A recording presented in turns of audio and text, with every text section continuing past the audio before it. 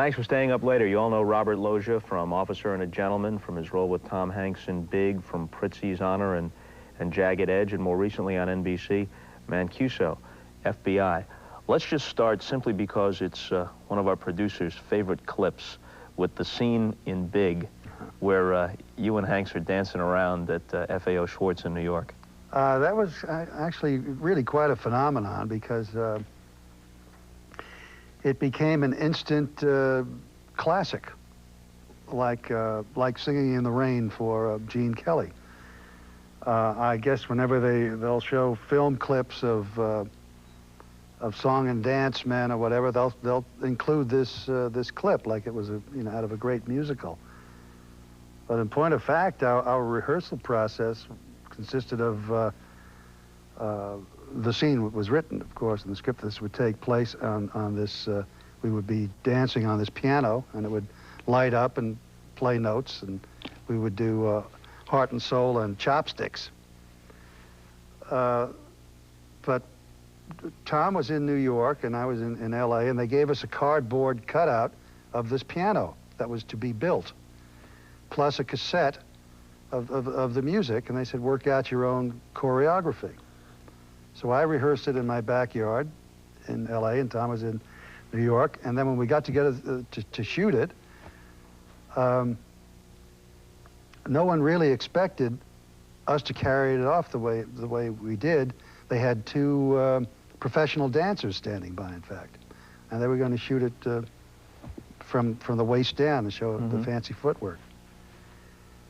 But when we got to the piano, it just worked. So the joy that you saw on the screen was our unmitigated joy that this was actually happening. It was so what the film caught was a happening. Piano lessons. 3 years. Me too.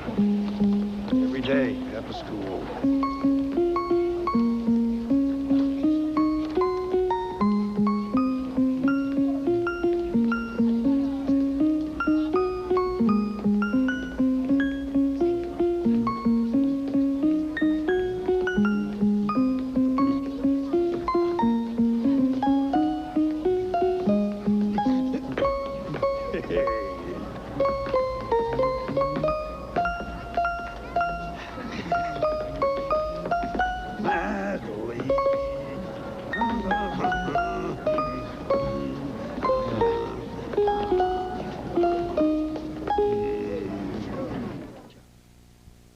How many people, when they see you on the street, remember you from Officer and a Gentleman? I would guess that a lot of people who saw that movie and enjoyed it didn't realize or forgot that you were in it, because by the time the opening credits hit, you're history.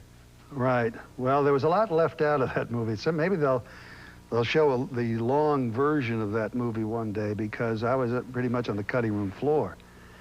There was a resolution scene with the father in the original screenplay, and in the shooting, we shot the scene where at graduation, when Richard Gere was graduated, you see the father in the stands watching the exercises, and in his dress blues. So you see the flip side of the father, from this guy who's heaving in the John and whoring around in the brothels, to a guy who's pulling duty and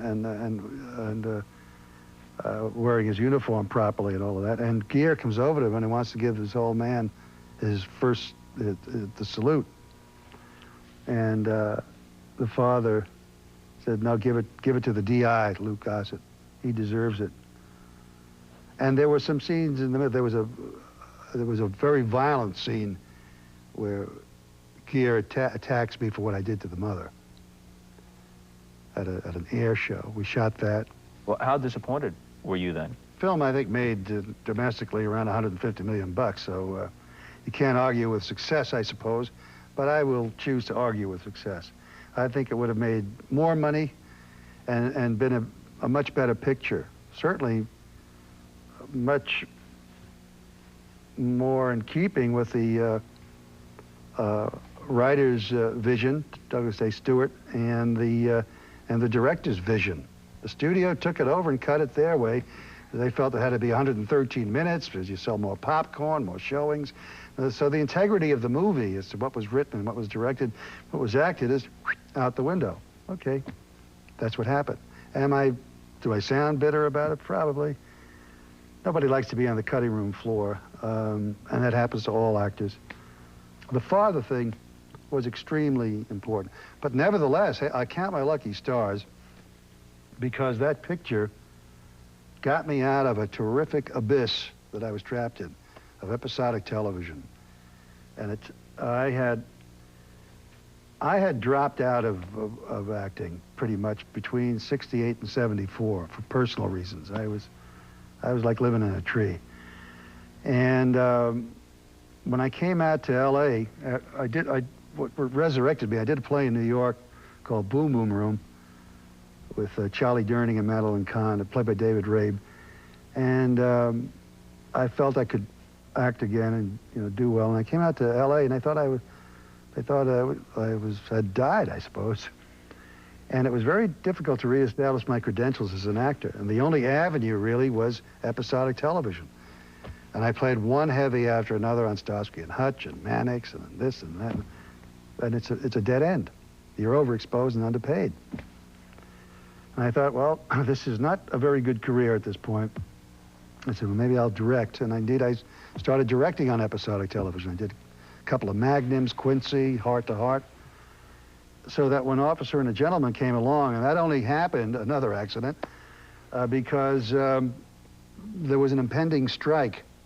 An Officer and a Gentleman was a picture that had been in turnaround. It was on the shelf. I said, well, let's resurrect something, get some product out there, Paramount. So they got Richard Gere to agree to do the picture, and it was a rush thing. I said, well, we have to find somebody to play the father. And they called me one afternoon, and they came over, and they said, we need father. Let's you and Richard talk with one of those, see if you could be father and son. And we hit it off. And then we said, hey, let's go in and do a scene for the director, Taylor Hackford, and Lynn Stahl, master, the casting director, and Douglas A. Stewart. And Richard and I did a scene, and it was dynamite. They tell me you were a heck of a ball player on Staten Island, which is where Bobby Thompson, who hit the home run in 1951, came from. That's right, yeah. Bobby went to Curtis High School. He was before my time, but I went to Newdorp High School, which was always a great jock school, training a lot of ball players. And I played 3 sports. I played football, baseball, and basketball. I guess my favorite sport was baseball. I went to Wagner College on a football scholarship, played under Jim Lee Howell, by the way. Coached the Giants. Who went on to coach the Giants, and that was his first head coaching job. That was 1947. I was 17 years old. And there were lots of GIs on the team, so it was they were 24, 25-year-old, hard-drinking ex-soldiers and sailors and Marines. It took a lot of shots, but nevertheless, I was a good ball player. Played in football. I punted, passed, and ran. I did it all. But baseball, when I think about baseball, I should genuflect, because I feel baseball absolutely saved my life. When I was a kid, I was born in Staten Island. We moved to the Lower East Side of New York when I was 6 months old, on Madison Street. And my mother did not want me to be a street urchin. She was, I always had to be reading, and it was the Depression, and I had to be in the house. I was like a prisoner. And a very strong mother and a very strong father, and do the right thing. And the work ethic was very strong also. So there was no such thing as playing, really. It was reading and working, studying. And when I was 10 years old, we moved back to Staten Island. And when I think back on it, I was like a guy who knew nothing about the guys in the street, and throwing a ball and catching and knocking and punching and all that stuff, Yeah. So, as it happened, I had a first cousin by the name of Danny Syracusa, who was the high school hotshot, and he came up with Bobby Thompson He played with the Jersey City Giants with Bobby Thompson, same team. So he was on that kind of a level as a ball player. And they all said, "Hey, you're Danny's cousin. You must be a hell of a ball player too." How I turned out to be a natural athlete is beyond me. From the moment I had a ball in my hand, I could play, I could run, I could hit, I could do it all. And he was my role model. And when I went to Neudorf High School in 1943, I was 13 years old, and I made the varsity team the first year. I played 4 years of baseball there at Neudorf. And I was a hell of a ball player. I played third base. So it saved your life more in the sense of being a socializing force for you, as opposed to keeping you away from stuff, because your mom and dad were already keeping you away from trouble. Right. This was a humanizing thing for you. It was incredibly humanizing, and being part of the team and being good at it, you know. Because I had no concept of myself as one of the guys, you know. And sports did all that for me. Certainly, but there's still that dichotomy, that memory of really, I could say that when I was a kid, before 10 years old, I was like a sissy, you know, being held by my sister and my mother, and you know, not one of the guys. So there's that incredible dichotomy in my background and my personality. You know, it's strange. Looking at some of the characters you played, especially recently, hard to think of you as a sissy. Right?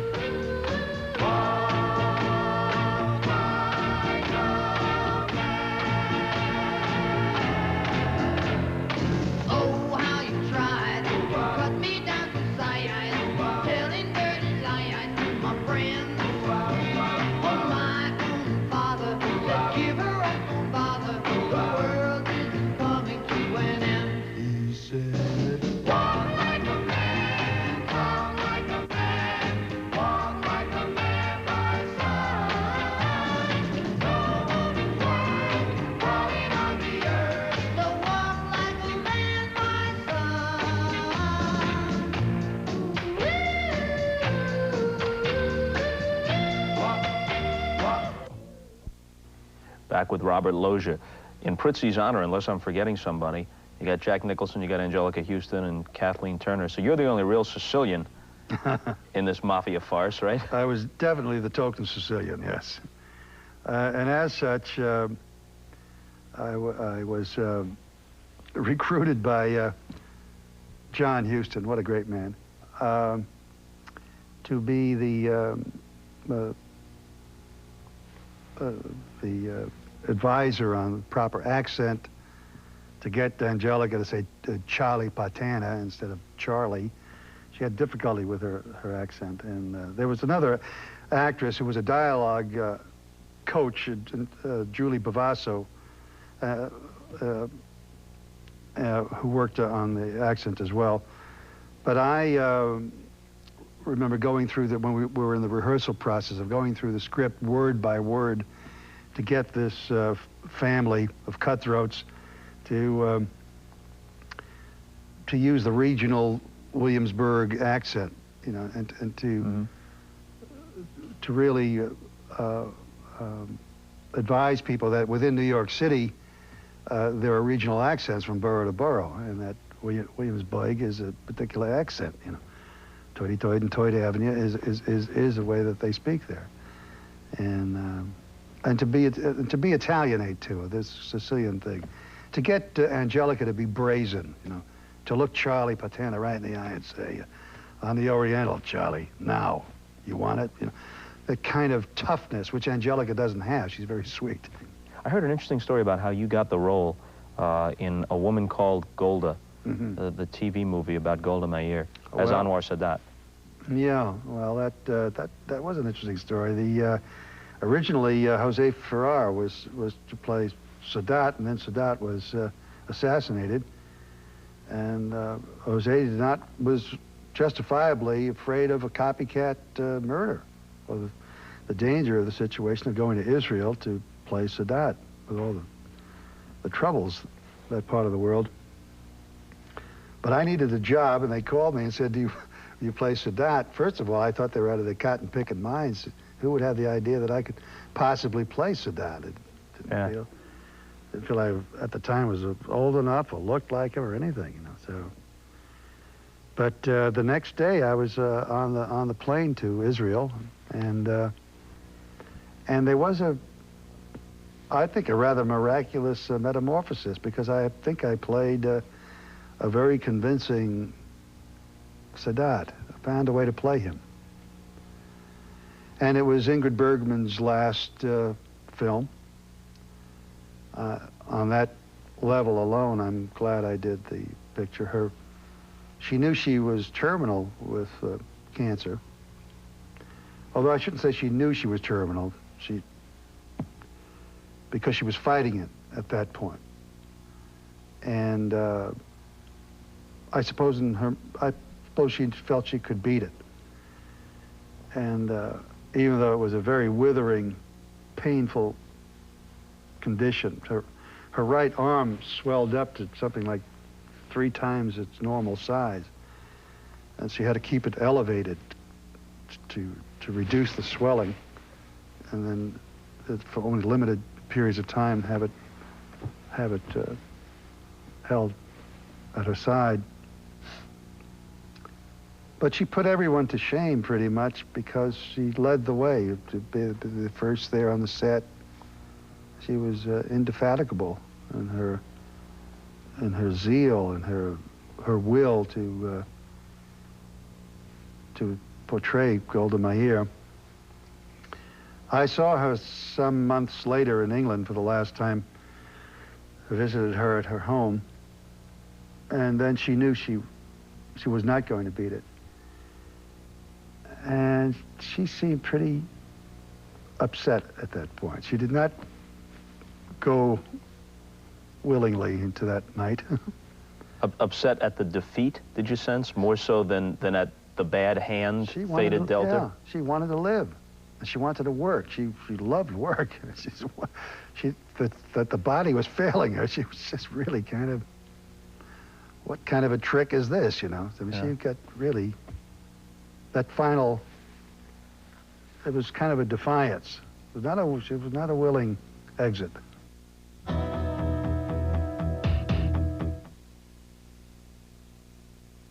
What is with these people? I get this bill from my new long-distance company. A month ago, they called me at home. Save big over AT&T. So I switched. Bill came, big savings didn't. Turns out they compared their special discount plan to AT&T's regular prices. I don't understand what's going on. Now they tell me? Come on, guys. If this is all I get, I'm not hanging around. People who thought they could do better than AT&T are coming back for the real value. Aren't you glad you never left? Unreal. Today's lesson, the practical application of all that stuff you've learned in math class. Now let's start out with everybody's favorite isosceles triangle, Doritos tortilla chips. Add X amount of great nacho cheese flavor for a taste and crunch greater than the sum of its parts. I see you're confused. Follow me on this. Farmer Brown gives a huge party, okay? There are 350 bags of Doritos. There are 250 people coming. What are his chances of being cool? Excellent. Crunch all you want. We'll make more.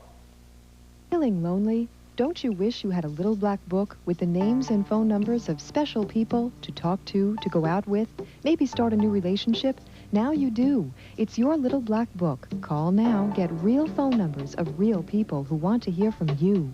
Dial 1-900-446-4000. They're waiting by the phone, so don't be alone. Consult your little black book. Dial 1-900-446-4000. $2 the first minute, $1 each additional. Adults only, please.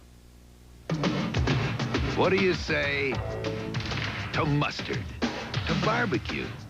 What do you say to spinach, to chili, to grass? Let the protein power of Era do the talking. And when stains come calling, you can say, scram, beat it, get lost, take a hike, you're out of here. And if you show your ugly face again, you'll get more of the same. Era reigns over stains. What do you say, Cookie? How's your chops? You'd pay to know. Oh, would I ever? Oh. Chew on that, big mouth. I love the jugs on that, honey. You're a class act, Nick.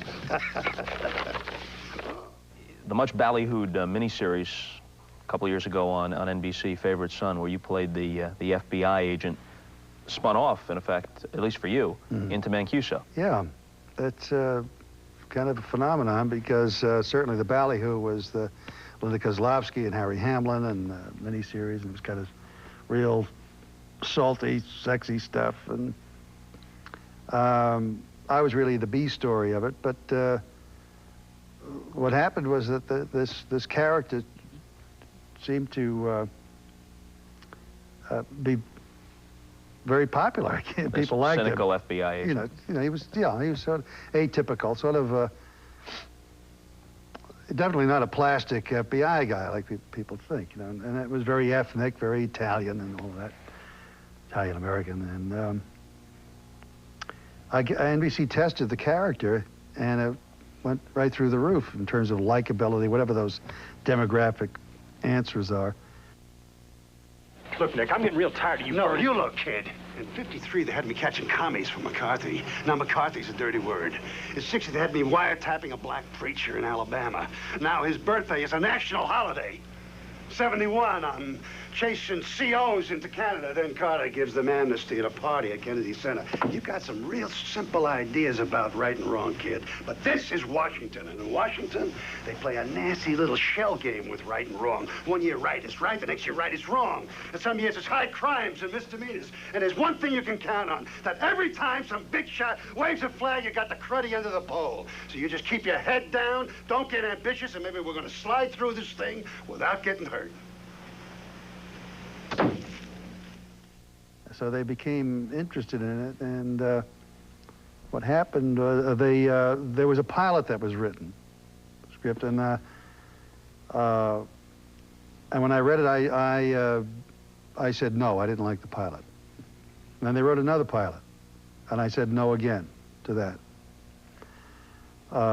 I said no in spite of the fact that NBC had an option on my services for a series, because Brandon Tartikoff was really the first to think about this guy's a possible character in a series. So they had protected themselves. So I really didn't have the right to say no, but I still said no.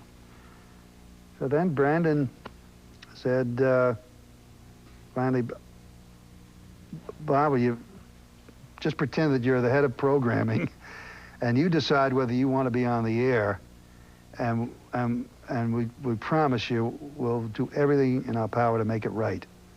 So that was definitely an offer I couldn't refuse. Time to get out of here and let all you folks go to bed. Our thanks to Robert Loggia and all of you, and we'll see you later. Tomorrow night, the producing prince of primetime, Aaron Spelling, joins Bob on Later.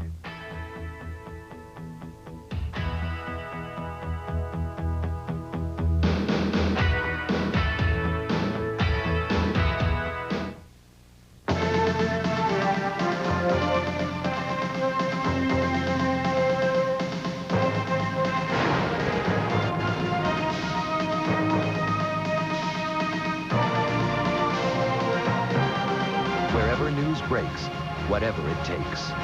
NBC News. Now first.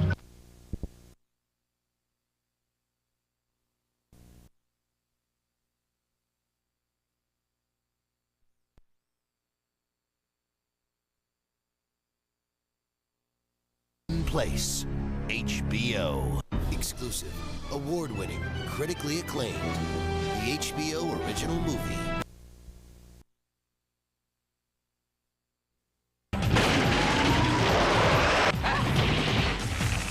You're a man who takes money from stranded women. I just knew I should listen to my mother.